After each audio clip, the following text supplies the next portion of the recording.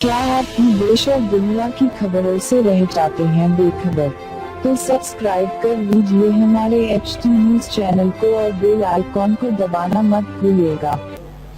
सिटवीन की एक बेकाबू बस से एक दुकान, 3 ऑटो को हुआ भारी नुकसान और 3 लोग शदीद जख्मी। आज सिकंदराबाद में एक सिटवीन की बस बेकाबू हुई और एक दुकान में जा घुसी। इस बस के जद में 3 ऑटो और दुकान को हुआ भारी नुकसान।